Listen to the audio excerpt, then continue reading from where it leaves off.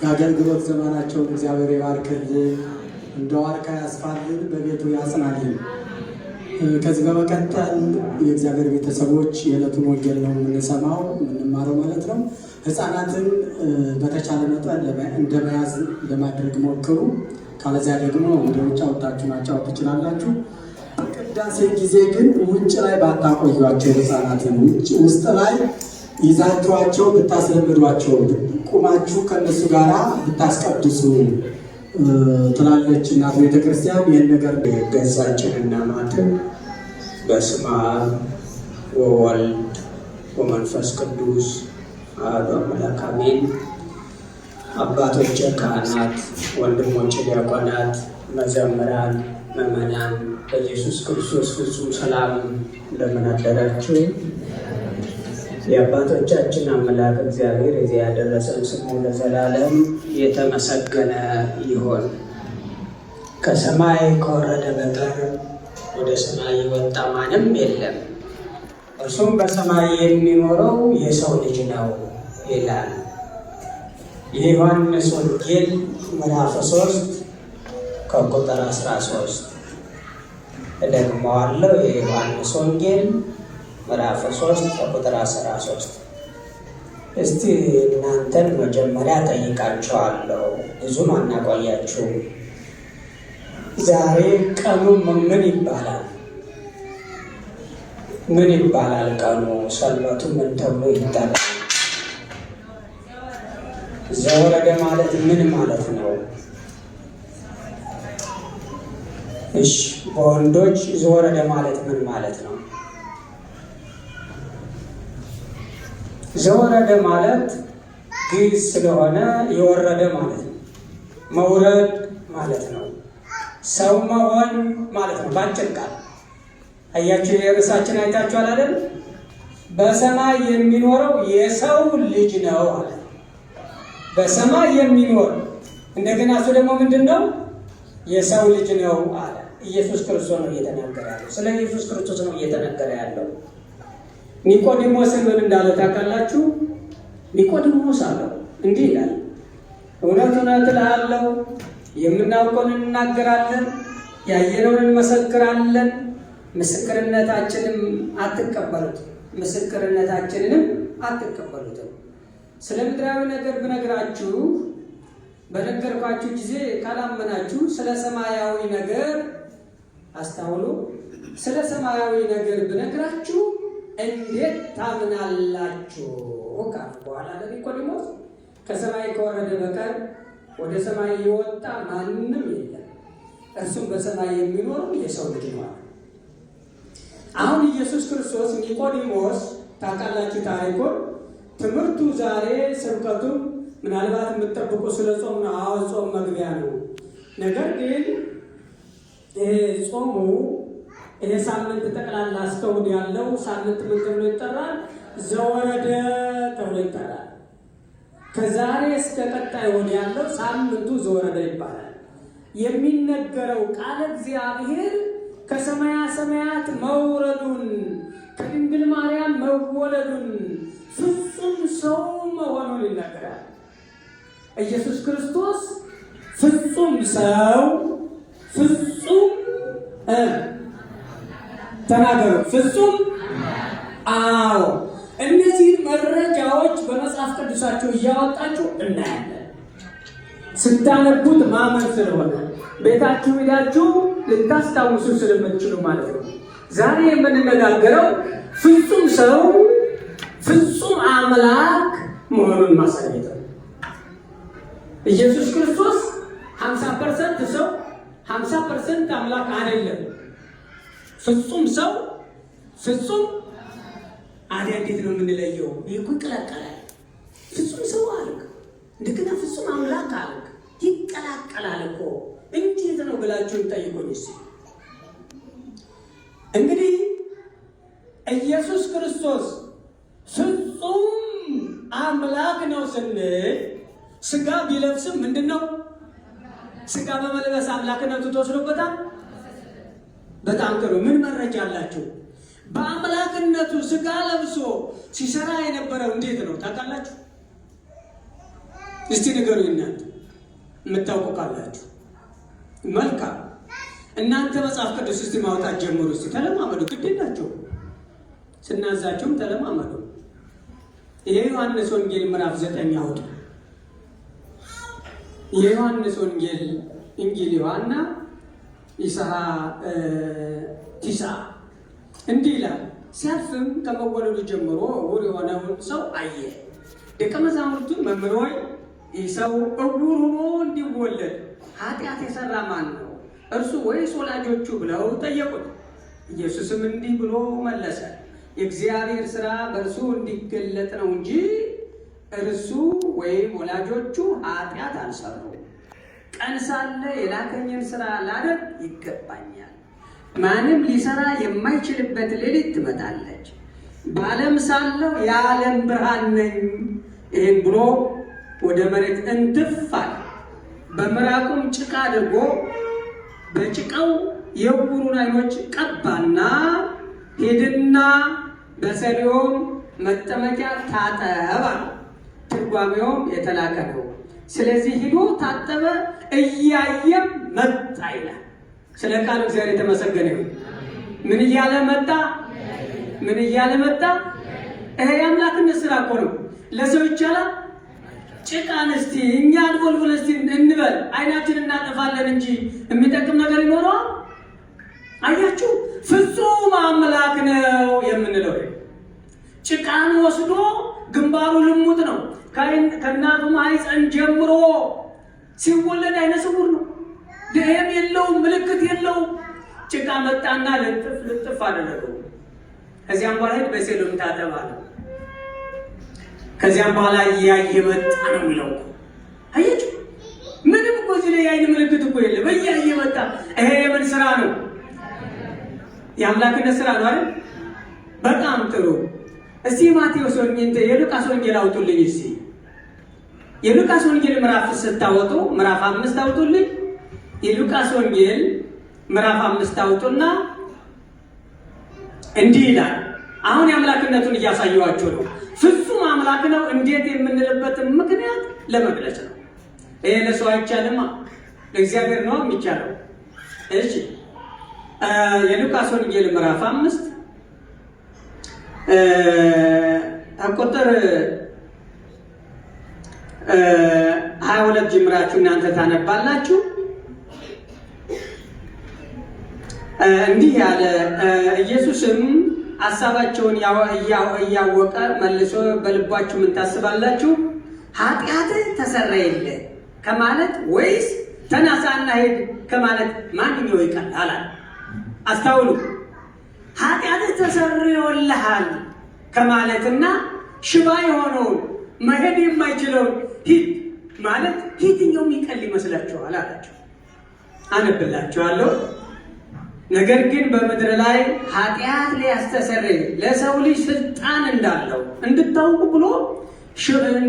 ብሎ ሽባውን አንተን እልሃለሁ እና ተነሳ፣ አልጋን ተሸክመህ ወደ ቤትህ ሂድ አለው።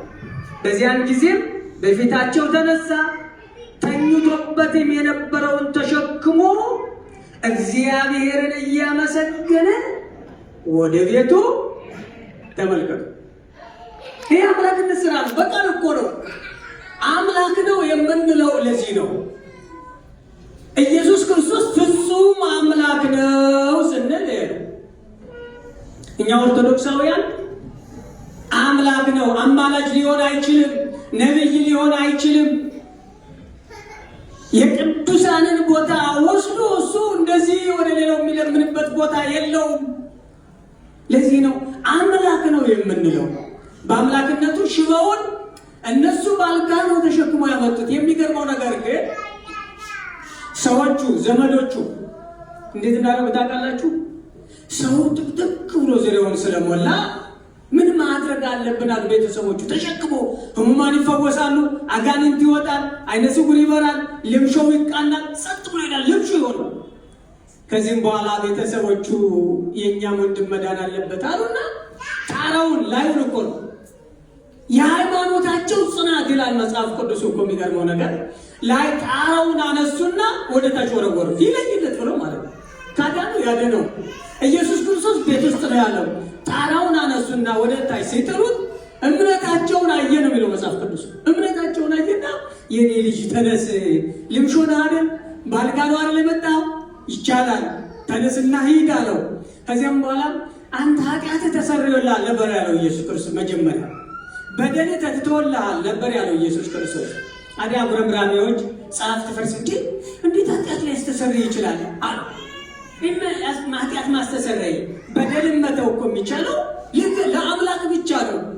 አልተገለጸላቸውም እነሱ። ታዲያ ምን አላቸው? የልቦናቸውን አውቀው። አያችሁ፣ የእናንተ ልብ ሊላቅ ይችላል፣ የእናንተን ሀሳብ ይቻላል። የሰውን ሀሳቡን ማወቅ ይቻላል። ኢየሱስ ግን ከልብህ ያለውን ያውቃል። ማንም እኮ አልነገረውም። አያችሁ፣ አምላክ ነው የምንለው በውስጥ ያለውን የሚያውቅ። እናንተ አላቸው በልቦናቸው ያለውን አሰበና እናንተ አላቸው እናንተ ኃጢአትህ ተሰርዮልሃል ማለትና ሽባውን ተሸክመህ አልጋን ሂድ ማለት የትኛው የሚቀል ይመስላችኋል? ሽባውን ተሸክመህ ሂድ ማለት እኮ ነው የሚከብደው። ኃጢአትህ ተሰርዮልሃል እኮ ቃል ነው። አያችሁ፣ ቃል ነው እኮ ይሄ አላቸው።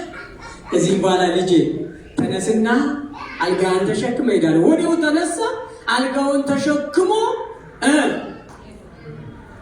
ወደ ቤት ሄደ። እሺ፣ ሌላ አንድ ልጨምርላቸው። ፍጹም አምላክ ነው የምንለው አንድ ነገር እስቲ እንጨምር እና ፍጹም ሰው ነው ወደሚለው ይደሉ።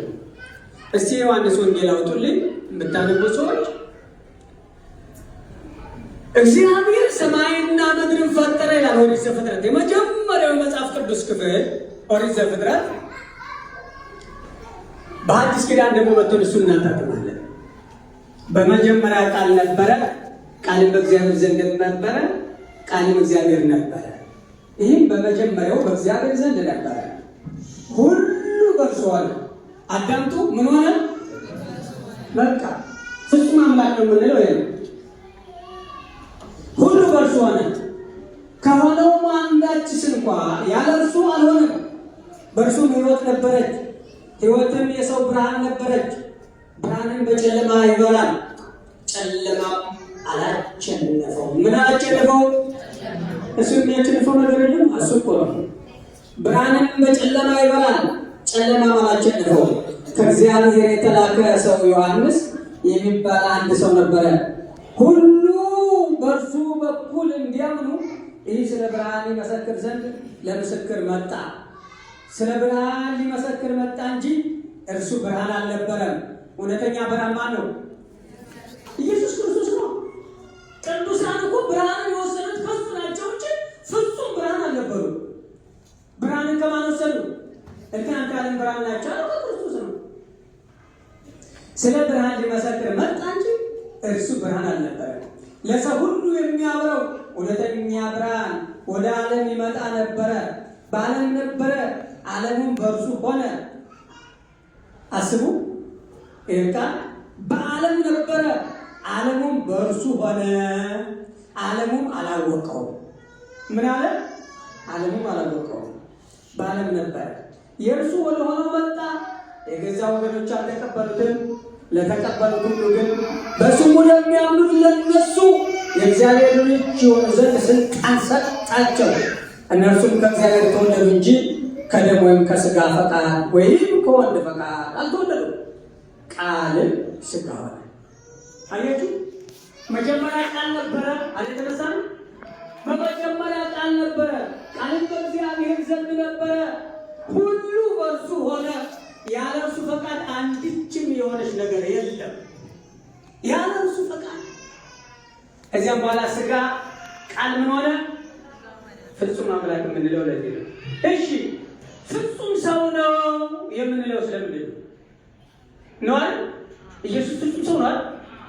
እንዴው ፍጹም ሰው ነው። እሺ፣ መጽሐፍ ቅዱስ እናውጣ። አሁን ደግሞ ፍጹም ሰው ነው። ዘወረደ፣ ወርዷል፣ ፍጹም ሰው ሆኗል። ወርዷል፣ አምላክነቱን ግን አልተነጠቀም። የማቴዎስ ወንጌል አውጡ። ፍጹም ሰው መሆኑን ላስረዳችሁ። የማቴዎስ ወንጌል ምዕራፍ 4 ላይ ከዚያ ወዲያ ኢየሱስ ከዲያብሎስ ሲፈተን ዘንድ መንፈስ ወደ ምድረ በዳ ወሰደው። 40 ቀንና 40 ሌሊትም ከጾመ በኋላ ተራበ። ምን አለ? መራብ የአምላክነት ነው እንዴ? አያችሁ፣ ፍጹም ሰው የምንለው ተራበ ይለናል መጽሐፍ ቅዱስ። አዳ ፈታኝም ቀርቦ የእግዚአብሔር ልጅ ከሆነ እነዚህ ድንጋዮች እንጀራ እንዲሆኑ በተናገር አለው። ዲያብሎስ ቀረጠ፣ ፈተነው። ምን አለው? አሁን ዲያብሎስ እንደ አዳም ነው የመሰለው። አያችሁ፣ የአዳም ልጅ ንቅ እያደረገ ወደ ሲኦል ነበር የሚቀጠው። እሱ ያሰለው ሲራባየውና ሲጠማየውና ምን አለ? አንተ በእውነት የእግዚአብሔር ልጅ ከሆንክ አለው እስኪ ድንጋይ ዳቦ አድርገዋል። ከዚያም በኋላ የክርክሮች ልጅ ብዬ እጨርሳለሁ። እናንተም የምታውቁት ነገር ስላለ መስቀል ላይ እያለ ምን አለ? ተጠማው አይደል? የማቴዎስ ወንጌል ምዕራፍ 27 ሄዳችሁ ስታነቡ መስቀል ላይ ሆኖ ተጠማው አለ።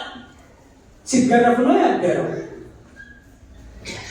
ሌሊቱን ሁሉ ሲገረፍ አደረና ደሙ ይፈሳል፣ አጥንቱ ተቆጥሯል።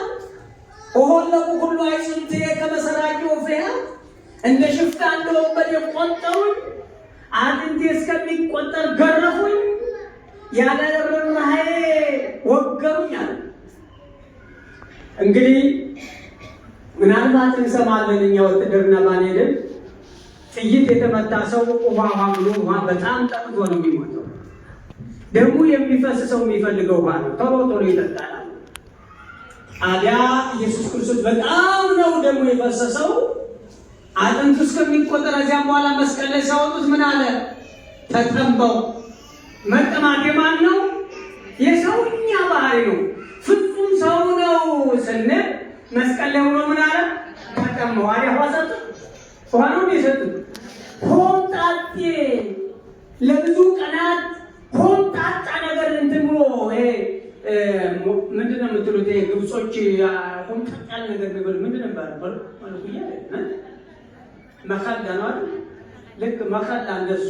ያንኛው ግን አሲድ ነገር ነው፣ በጣም ነው። እሱ ሰጡት። ውሃን አለት ላይ ፈልቆ ያጠጣው፣ ለሱ ግን መራራ ነገር አለ። የስጋ ጉዳይ ነው። አሁን እንግዲህ ተመልከቱ፣ ጾሙን ደግሞ እንመልከት። 40 ቀንና 40 ሌሊት ጾመ ይላል። 40 ቀንና 40 ሌሊቱን ከጨረሰ በኋላ ኢየሱስ ተራበ ይላል። ፍጹም ሰው እኛን እያሳየ ነው ማለት ነው። ፈታኝ ቀርቦ የእግዚአብሔር ልጅ ከሆንክ እነዚህ ድንጋዮች እንጀራ እንዲሆኑ በላለው። እርሱም መልሶ ሰው ከእግዚአብሔር አፍ በሚወጣ ቃል ሁሉ እንጂ በእንጀራ ብቻ አይኖርም ተብሎ ተጽፏል። አያችሁ፣ ሰው በእንጀራ ብቻ አይኖርም፣ በእግዚአብሔር ቃል በሚወጣ ምን ማለት ነው? በምስጋና መኖር ይቻላል። ትንሽ በልቶ እግዚአብሔር በረከትን በሆነ ያለው ትዝ ይላችኋል። ከዚህ በፊት ስትማሩ ኤልያስ ስንት ቀን ነው ሳይበላ የከረመው? ታውቃለች? ሙሴ ስንት ቀን ነው ሳይበላ የከረመው? ታውቃለች? ኤልያስ 40 ቀን አንድ ቀን የበላው ኤልያስ አንድ ቀን በላ፣ 40 ቀን ጠጣ። ሙሴ በተራራው ስንት ቀን ቆየ? 40 ቀን ሳይበላ ሳይጠጣ። በምስጋና መኖር ይቻላል። ሳይበላም ሳይጠጣም ትንሽ ብቻ ለበረከት ቀምቶ መኖር ይቻላል። በማን ቃል? ሰይጣኑ ፈታኙ ግን ምን አለው? በረሃብ ሲመጣበት ምግብን በመጥላት አሸነፈው ይላል። ከዚያ በኋላ ዲያብሎስ ወደ ቅድስት ከተማ ወሰደውና እርሱን በመቅደስ ጫፍ ላይ አቁሞ መላእክቱን ስላንተ ያዝልሃል፣ እግርህንም በድንጋይ ቀጥቶ እንዳትሰናከል በእጃቸው ያነሳል። እስቲ ሕፃኑ ትንሽ የሚጮከውን ወደ ኋላ ውሰዱ። አንድ አይነት ነገር የሚረብሽ ነገር ካለ ሌሎቹ ሁሉ ሊያስቸግር ስለሚችል ይዛችሁ ወጣችሁ አጣላችሁ መምጣት ለወደፊት ሁላችሁ ነው ማለት። ምክንያቱም አሁን እየተነገረ ያለው የንጉሱ ቃል ነው፣ የንጉሱ ደብዳቤ ነው እየተነገረ ያለው። ንጉሱ ማን ነው? ኢየሱስ ክርስቶስ። ቃሉ እንዴ እንደው ከኢትዮጵያ መላእክት መጣ ቢባል እንኳን ጸጥቶ ምን አሉ የአባትህ የንጉሥህ ቃል ነው የሚነገረው። ከዚህ በኋላ ምን እንዳታውቃላችሁ? ቁጥር 7 ላይ ማቴዎስ 4 ቁጥር 7 ላይ ምን እንዳለ ታውቃላችሁ? ኢየሱስም ጌታህን አምላክህን አትፈታተነው ተብሎ ደግሞ ተጽፏል አለው። አየው ምን አለው? አምላክህን አትፈታተነው እያለው ወደ ሰው ሁሉ ተገለጸለት። የሰው ልጅ የእግዚአብሔር ልጅ ከሆነ እስቲ ምን አለ? ወደ መቅደስ ጫፍ አወጣውና ራስን ወርውራ አንተ አለው፣ አንተ ፈታኝ ሰይጣን አምላክህን አትፈታተን። አምላክህ ነኝ እያለው እኮ አትፈታተነው። ስራብ ሰው ሆኜ ስታገኘኝ አንተ ፍጡር አደረግከኝ ማለት ነው። ከዚያም በኋላ እንደተን ደግሞ ዲያብሎስ እጅግ ረጅም ወደሆነ ተራራ ወሰደው። ያለምንም መንግስታት ሁሉ ክብራቸውንም አሳይቶ ወድቀ ብትሰግድልኝ ይህም ሁሉ እሰጥሃለሁ አለ። ያን ጊዜ ኢየሱስ ሂድ አንተ ሰይጣን ለጌታህ ለአምላክ ስገድ እርሱንም ብቻ አምልክ ተብሎ ተጽፏል አለው። ያን ጊዜ ዲያብሎስ ተወው፣ እነሆም መላእክት ቀርበው ያገለግሉት ጀመር። እነማን? መላእክቶቹ። ከዚያም በኋላ ዲያብሎስ ከተወው በኋላ ቅዱሳን መላእክቶቹ ሊያገለግሉት ጀመር። ምን ማለት ነው? ሊያገለግሉት ጀመረ። ምስጋና፣ የመላእክት ዝማሬ፣ የሚያንቆረቁር ምስጋና ዙሪያውን ያውቃሉ እነሱ። ስለዚህ ሲራ ፍጹም ሰው ሆነ። ዲያብሎስ ግን ቀረበ። ምን አለው? አምላክህን አትፈታተነው አለው። ስለዚህ ዛሬ ወረደ የምንለው የጾም መግቢያ ኢየሱስ ክርስቶስ ከሰማያ ሰማያት ወርዶ ፍጹም ሰው የሆነበትን ታሪክ የሚነገር ነው። የሰውን ልጅ ለማዳን ራሱን ዝቅ አድርጎ ከበረት መወለዱን የሚነገርበት ታሪክ ነው ማለት ነው። እንግዲህ ይሄ ጾም የምን ጾም ይባላል? በሌላ በኩል ታውቃላችሁ ስሙ? በአረቦች ጾም ከቢር ይባላል። ታላቁ ጾም ከቢር። ነገር ግን ጾሙ ምን ይባላል ታውቃላችሁ? የፈተና ጾም ይባላል። ከዲያብሎስ ሊፈተን ወደ ምድረ በዳ ነው ያለ መጽሐፍ ቅዱስ። አዳምጣችሁ ምን ከኔ ጋር ነበራችሁ? ቁጥር 1 ላይ ማቴዎስ ምዕራፍ 4 ላይ ከዚያ ወዲያ ኢየሱስ ከዲያብሎስ ይፈተን ዘንድ መንፈስ ወደ ምድረ በዳ ወሰደው ይላል። እንግዲህ ያስተውሉ ወገኖች፣ በፍትሐ ነገሥት አንድምታ ፍትሐ ነገሥት ላይ ስናነብ አባቶቻችን የጥንት አባቶቻችን ጽፈው ያቆዩልን አብይ ጾም የፈተና ጾም ነው ይላል። በደንብ አዳምጡ እንዳትረሱ። በይበልጥ በትዳር ያሉትን ሰዎች ይፈትናቸዋል። በአብይ ጾም አልጋ አንሶላ መጋፈፍ አይፈቀድም፣ በፍጹም አይፈቀድም። ነገር ግን ይላል መጨረሻ ወይንም መግቢያው ላይ ፈተናው ይበዛል። ኢትዮጵያ ትዝ ይላችኋል? ያለፉት ዓመታት ጥቁር የለበሰችበት ዘመን ጾም ሲመጣ ኢትዮጵያ ፈተናው አልቆላታል። ቤተክርስቲያን አባቶች የሚገደሉት በአብይ ጾም አይታችኋል። ፈተና ቤተክርስቲያን ቢለቁሱ በአብይ ጾም እዚያ ብቻ ነው። ከዚህ እኮ አባቶች የሚገደሉት በአብይ ጾም ነው። የዛሬ 2 ዓመት ይዘራቸዋል። እስክንድርያ ላይ በሚዲያው አንድ ሰሞን ግን በእስክንድርያ ላይ ሊሳለመው አንድ ትልቁ አባት ሲሉ እፍድ መስሎች የሚቀዷቸው ቤተክርስቲያን ሲሉ እልብላችሁ። አሁን ሰሞኑን እዚህ ግብፅ ላይ ተጀምሯል። አይታችኋል። በሚዲያ ቤተክርስቲያን አጥሩን ሲያፈርሱ አላየት ሚዲያ እኮ በእኛ ልጆች ይሻላል ወጣ አይታችኋል። አይቼ ሙከራ እንጂ ማለት ነው። ጾሙን በሰላም እንዳልጾም ማለት ነው። ስለዚህ አሁን እናንተ ተፋቃችሁ የነበራችሁ ትጣላላችሁ። አንድ ግን ብንኖር እስካሁን ፍቅር ናችሁ፣ ሰላም ናችሁ፣ ተቆርፋላችሁ፣ ትቆራረፋላችሁ። እናንተ አይደላችሁም። ፈታኙ ስለሚፈትነን ነው። አብይ ጾም ክብር አለው። የክብር ጾም ነው ይላል። አብይ ጾም የክብር ጾም ነው። ነገር ግን ፈተናው ይበዛል። ሰላማችን ትዝ ይላችኋል። የዛሬ ዓመት ስናለቅስ የከረምነው እህታችን በፍቅረኛዋ ተገላ ሁላችን ስናለቅስ የከረምነው ከዚያም ደግሞ ፈተና ወደ ቤተክርስቲያን ወደ እኛ መጥቶ ሲፈተን እንደቀረ መጥ ሲላቸዋል። ወገኖቼ በአንድ ሳምንት እኮ እዚህ እኮ 3 ወገኖቻችን እኮ ነው ያጣነው። ትዝ ይላችኋል። አምና ብይዞ ሁልጊዜ አይታችሁ ከሆነ በየግላችሁም እንደ ቤተክርስቲያን ሰይጣን ይፈተናል። የፈተና ጾም ተብሎ ይታወቃል። ግን የክብር ጾም ነው። ካልተፈተንክ ደግሞ ደስታን አታውቅም። ካልጾምክ ደግሞ ፋሲካን አታውቅም። መጾም ያስፈልጋል። ፋሲካን ለማየት ትንሣኤን ለማየት ማለት ነው። ስለዚህ ኢየሱስ ይሄ የዛሬው ቀን ዘወረደ ይባላል። ኢየሱስ ክርስቶስ ከሰማያ ሰማያት ወረደ እያለ የሚነገርበት ነው። ዘወረደ ማለት ፍጹም ሰው ፍጹም አምላክ የሆነ እግዚአብሔር ኢየሱስ ክርስቶስ ማለት ነው። ዘወረደ። ወስብሐት ለእግዚአብሔር። እግዚአብሔር ይጠብቃቸው። ለአባታችን ቃለ ሕይወት ያሰማልን፣ ቃለ ሕይወት ያሰማልን፣ ቃለ ሕይወት ያሰማልን፣ በቤቱ ያጽናልን። ከዚህ በመቀጠል ክፍል 2 ዘማሪያን መዝሙር ያቀርቡልናል። ወደ ዘማሪያን